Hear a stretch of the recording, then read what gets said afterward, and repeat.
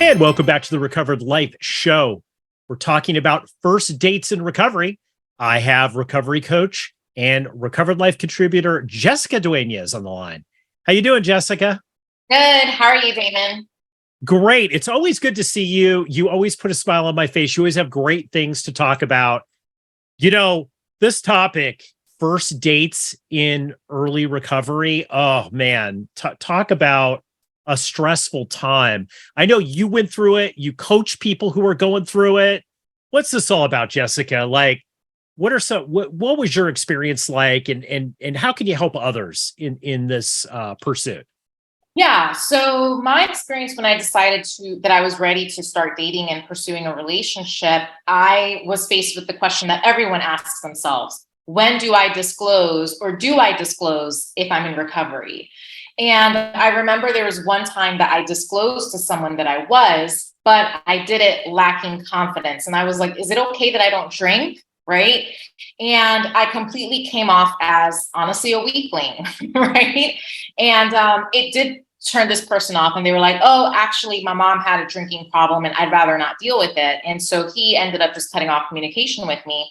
So what that really taught me there was that we do need to disclose that we are in recovery when we're dating, because it gives us the opportunity to clear people out of the way who are not going to be there for us. Because if someone, for example, like that person who I just spoke about, does not want to date people in recovery, they're completely entitled to that. But we need to give them that choice to make that clear. So like, yes, disclose it at some point before your first date. So that way, maybe it's not so awkward in your first date, like while you're actually there. I would say throw out that you don't drink in advance so that you're not throwing that other person off. But then again, also, it gives you the opportunity to clear people out of your way who are not going to be there for you.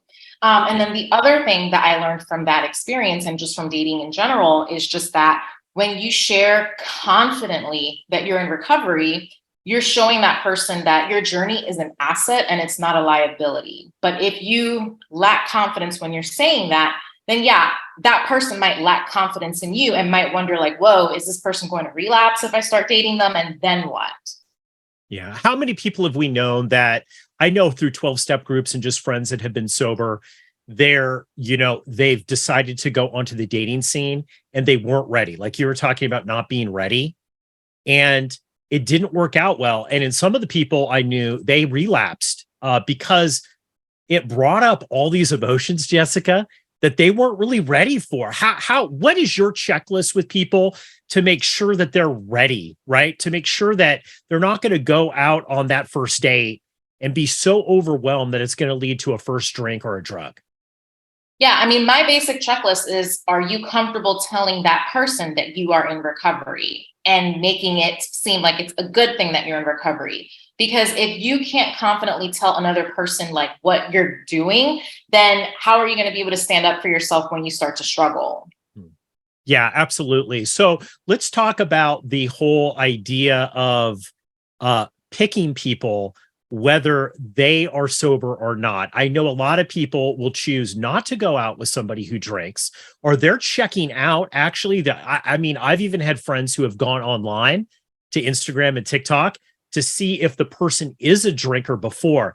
How important is it to kind of know, Jessica? Like, is it safe, in your opinion, with people in early recovery to date people who are maybe more than moderate drinkers? Maybe that is their scene.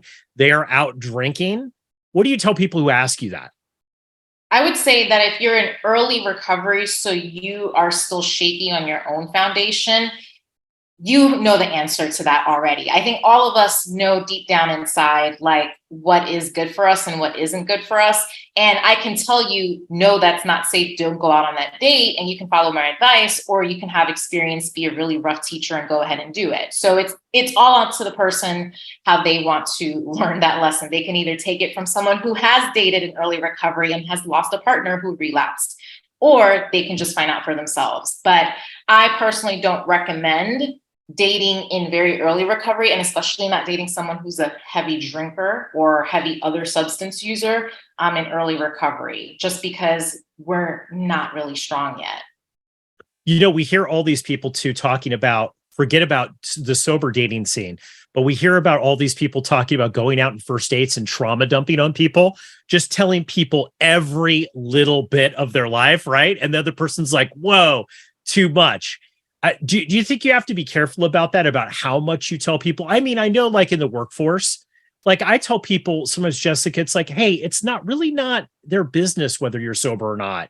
It's just not right now. You don't know them well enough to kind of go down your whole history. You could tell them, hey, you're sober, you don't drink, but you don't necessarily have to go down that whole history of how you got there.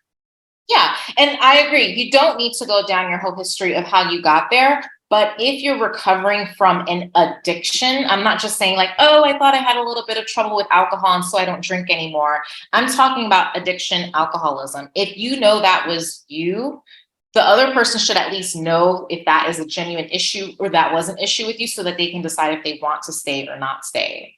I'm not saying you need to go tell them your whole story, right? You don't need to do a whole testimony. You can feel free to say, we can talk about this another time, but I just want to let you know I'm in recovery. I'm in recovery says enough. I'm in recovery lets the person know that you once struggled a lot and you don't anymore. Oh, I love that. That's really great advice. You know, we've talked a lot about some of the negatives or fears that people have. What are some of the positives? You were somebody who dated when you were out drinking, and then when you're in recovery, you dated too.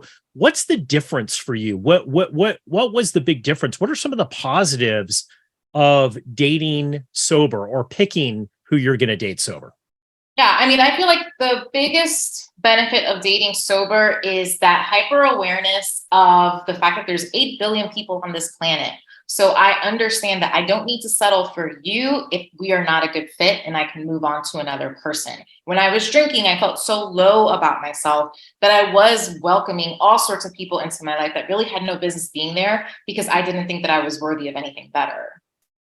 I like that. So you have a better sense of who you are and what is a right fit for you. You know, they Yeah. always talk about, I think we did an episode recently about dating in the first year of recovery, like how many people say, hey, don't do that. Like that is a huge no-no. And there's a big controversy because there's a lot of people who've been married, had long-term relationships, they met in rehab, right? What about picking, right? Like picking the person. They always say there's always this thing about, hey, people that are in recovery sometimes pick inappropriately. What would be your tips here when you're starting maybe on the dating scene? Maybe there's people that are on dating sites, right? They're going through. What are some of the tips that you give people and some of your clients that are very nervous about this, about how to pick the right type of people? Yeah, I would say, like, let's say if you're looking at a dating site, some of the biggest like red flags are people who immediately frame things from a negative perspective, like no, or I don't want no XYZ. Like if you're already starting with your page, your profile, whatever, from a space of anger, lack, anything that's starting from negative energy, that's usually a pretty good like red flag right there. So I would say look at what they choose to put out there about themselves, and that's going to give you a lot of information. So final thoughts. Maybe there's somebody out there that's listening to this. They want to date. They've been thinking about it. They've been sober for a while, maybe, but they're a little afraid. What's the final tips that you would have for them? I would just say try different things and see what works for you, right? Like, let's say in terms of disclosing and how you disclose to people, play around with what feels most comfortable for you and see what gets you kind of like the results that you enjoy. Like if you realize that you find that you like telling people in advance that you don't drink before the first date, and that makes you feel more at ease once you're already there, that's great. If you'd rather wait until it comes up on the first date and then you do it, see how that feels for you. Everybody kind of has to play around with what works best for them. Same thing with your profile, right? Like you can put if you're sober on some of the apps, you can put that you're sober specifically, or you can put that you don't drink, or you don't need to mention it at all. So play around with things. There's no one right formula, but you just have to see what feels like a good fit for you. Love it. Jessica Dueñas, thank you so much for coming on. Everybody, if you want to connect with Jessica, we're going to put links to how you can get a hold of her and set up a call to discuss this with her. Thanks so much for coming on the show today. Thanks for having me. Sometimes addiction recovery can be a lonely battle, but you don't have to fight it alone. At Recovered Life, we're dedicated to helping you live your best recovered life. And that's why we're inviting you to subscribe to our free weekly newsletter. Every week, we carefully curate exclusive content from leading minds in addiction recovery, mental health, and all things important to the recovery lifestyle. Stay in the know with the latest news about addiction and get exclusive invitations to special recovery-focused events and explore insights tailored to support recovery from alcoholism, drug addiction, codependency, disordered eating, dysfunctional family dynamics, gambling, and so much more. With our newsletter, each week becomes an opportunity for growth, healing, and taking a step closer to the life you deserve. Take your first step towards a brighter future today. Go to recoveredlife.us and subscribe for free. Sign up now at recoveredlife.us.